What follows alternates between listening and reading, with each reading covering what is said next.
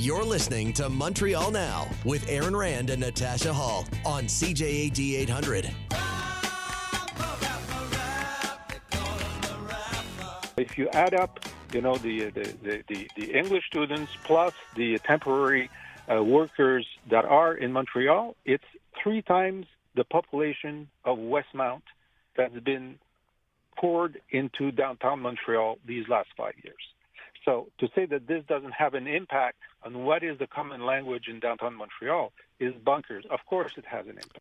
Okay, there you go, Jim Mennie. That's Jean-François Lisée from yesterday, trying to make the point that the reason for the CAQ government, I guess, to want to introduce these tuition hikes for foreign students is because there's just too much damn English downtown. Well, listen, I got to tell you, my congratulations to all 3 of you. I listened to that interview yesterday, and first of all, it was great because I found there's a lot of friction in there, and you were seeing a different point of view, and it was really a pleasure to listen to the three of you just go at it. All that said, I got to tell you guys, I got a little bit worried because you know the part where Monsieur Lisée said, well, if they want to do something, perhaps, McGill could offer 30% of their classes in French. Mm-hmm. I was worried because if the Quebec Liberals heard that, they put him for 60. But anyway, that's just me. Nice, Tom. Way to go. James Jim. Mennie reaching out and pulling one. Yeah, that's really great. good. Although, of course, David Birnbaum's not there anymore, Jim. Here's my take because, yes, in Quebec, and maybe we're part of the problem, I don't know, but we tend to look at things in real shades of black and white, and never the twain shall meet. And so this is a matter of, language. There's too much damn English in Montreal. Oh, by the way, we're spending too much money. We're spending, as Monsieur Lisée suggested, up to $200 million annually to underwrite the educations of out-of-towners, foreigners, God help us, students from the rest of Canada. And that's just a terrible thing. And Quebecers are getting shortchanged on that. Except, basically, I don't think they are. Because this morning, I was still with that interview in mind, guys. I did some ciphering. I sat down and I said, okay, the minimum wage in Quebec is $15.25, okay? And if you say work, 15 hours a week, not a full week, but just 15 hours a week, you'd make $228 a week, which would total up to a little under $12,000 a year, all right? Which is that's not big money, but I'm going from a very low baseline here. If those 38,000 students that Francois Legault would like to drop kick the hell out of Quebec were to disappear tomorrow, the revenue that they bring to the economy of Quebec, based on my low-ball numbers for those 38,000 making minimum wage 15 hours a week, is $452 million. And that's how much, and like I say, I'm lowballing it, that's how much will be removed from the Quebec economy. So basically, Francois Legault can kiss the ring of some Quebecor columnist who's having a bad day. Because let's face it, that's what this is about. Jim, even to take your ciphering to the next level, if you will, even if you only took half that number, the 19 instead of the 38,000, right? It would still be more than the 200 million that they say Absolutely. we're losing. So absolutely. And I went on this course because I had mentioned this en passant yesterday.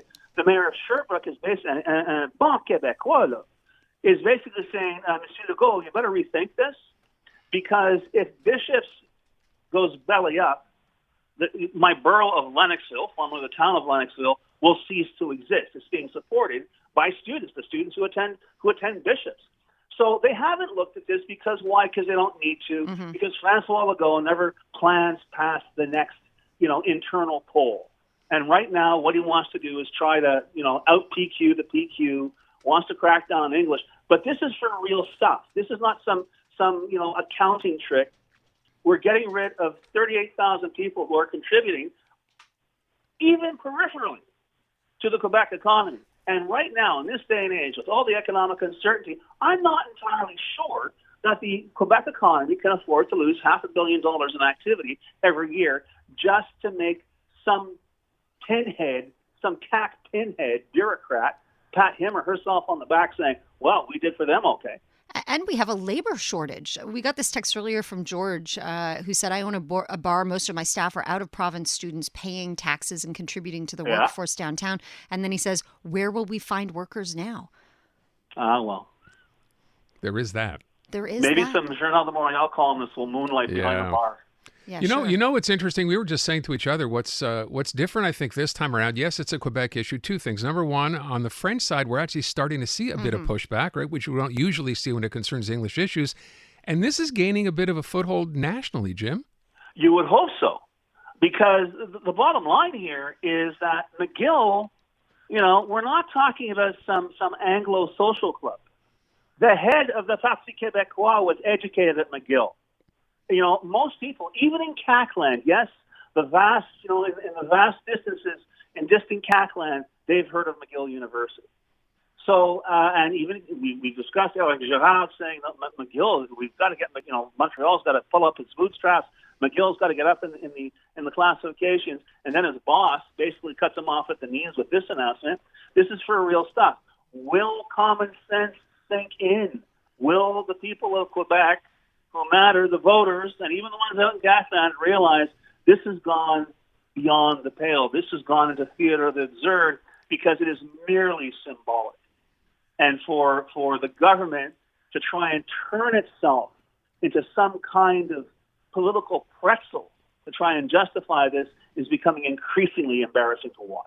I'm okay with that. I'm all right with them being embarrassed. Decisions like this I said it earlier, just make Quebec all the more poor in so many ways.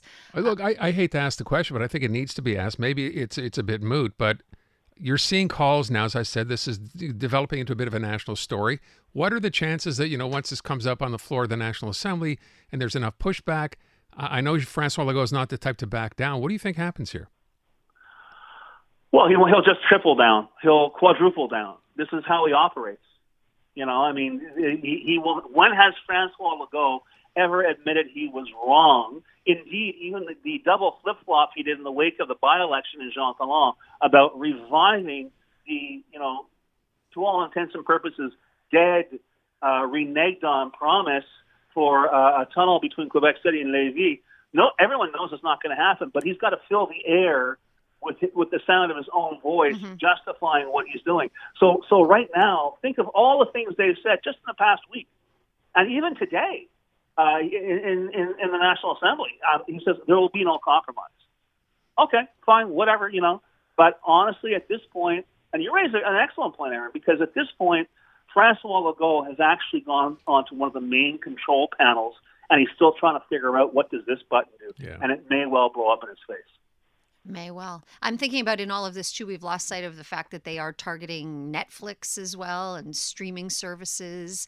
No, they're not targeting. They're going to go hat in hand and ask really, really nice if they can, turn around and, could you give, more exposure to Quebec content, which is interesting. Because if there was ever a reason for François Legault to launch a jihad on behalf of the Quebec nation to protect identity and protect its language, it is in the area of music. Did you guys see these numbers that came out today from the Quebec Institute of Statistics? No, tell us. Last year, 24 billion downloads streaming in Quebec, okay? 85% of them were in English and from outside of Quebec. A grand total of 5.3% of those downloads, of those 24 billion downloads, were French from Quebec.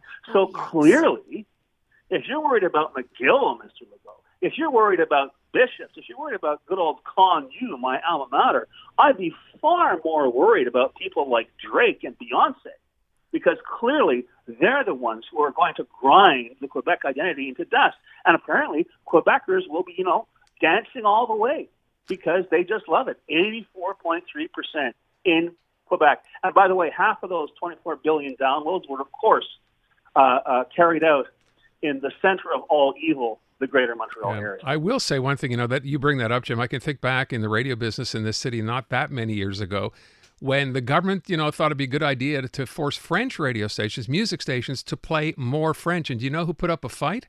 The stations put up a fight. And it never got to that point. So you wonder with numbers like this, if this could force this or make this government decide, let's go back to that day and force these stations to play more French music. That'd be an interesting fight to see happening. Well, listen, I think anybody who actually lives in the real world, because that's the other thing. François Legault likes to portray himself as some kind of a, Joe Lunch bucket who understands the concerns of the common folk. He's just another bewigged aristocrat running around in his gold coach, hitting the footman with his walking stick. The guy is clueless. Go after music, and I've said this in the past on other topics. Go after Netflix, go after music, and see just how quickly the people of Quebec, the nation of Quebec, will turn around and bite you in the butt. James Mennie at the Montreal Gazette. Thank you, Jim. Thanks, Jim. Matt.